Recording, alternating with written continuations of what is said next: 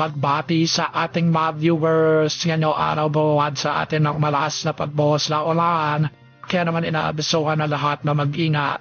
Ang mga bahabala sa pag-ulan ay pinataas at mas maraming lugar ang inilagay sa ilalim ng tropical cyclone wind signals dahil sa tropical storm Enteng o Yagi.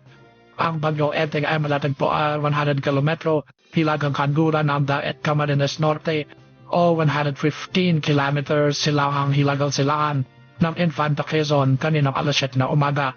Ang tropical na bagyo ay kumikilos pahanduran hilagang kanluran sa bilis na 15 kilometro bawat oras, bagyang mas mabilis kaysa sa bilis nito na 10 kilometers per hour noong alas 5 na umaga, ngunit mas mabagal kaysa sa 30 km per hour sa alas 2 lang umaga. Maaaring maglandfall ang bagyong Enteng sa Isabela o Cagayan mamayang hapon o gabi ayon sa Philippine Atmospheric Geophysical and Astronomical Services Administration o PAGASA. Hindi rin naalis ng pag-asa na magda-landfall sa hinagang bahagi ng Aurora kung lilipat pahanluran ang track ng tropical storm.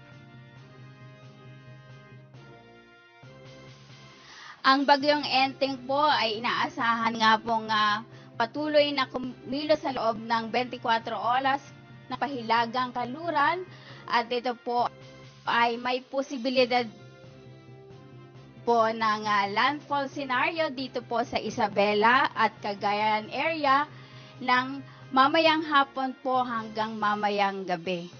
Kung ito po ay patuloy na mag-shift to the west, gaya po na pinapakita po ng ating cone of uncertainty po dito po sa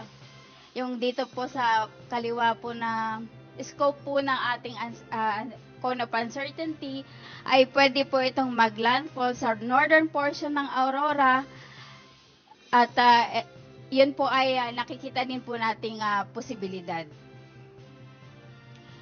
Ang bukas naman po inaasahan po na ang Enteng ay mag-west-northwest po at posible naman pong maglandfall sa Babuyan Islands at inaasahan din po patuloy nakikilos ng pakanluran bago ito mag-exit ng Philippine Area of Responsibility.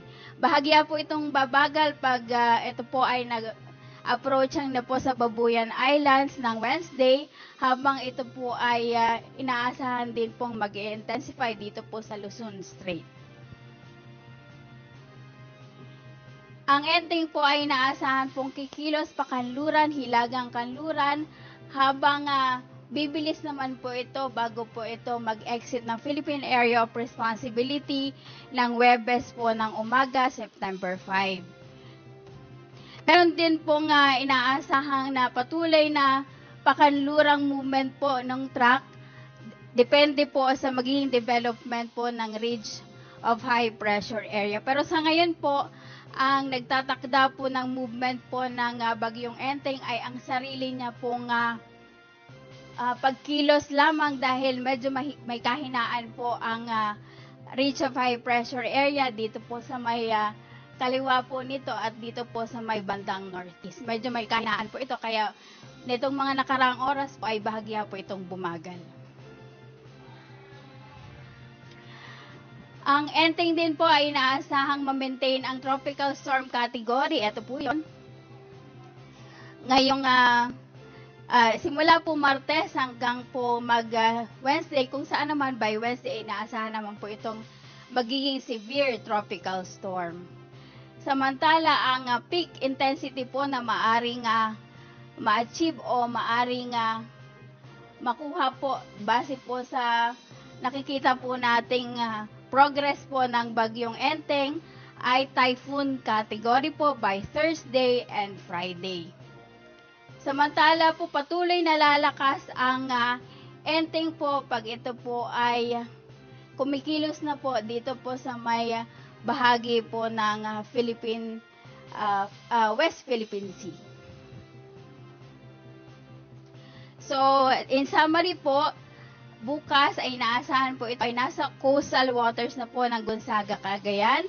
At sa September 4 naman po, Wednesday, inaasahan naman po ito nasa 155 km west na po ng Calayan, Cagayan. Dito po yan. At 405 kilometer naman west of Calayan, Cagayan. At outside na ng Philippine Area of Responsibility ng Huebes po. Mga kababayan, sana ay nasa maayos kayong kalagayan. Muli ito ang Senyor Valina naghahatid sa inyo ng mablong balita at totoong impormasyon.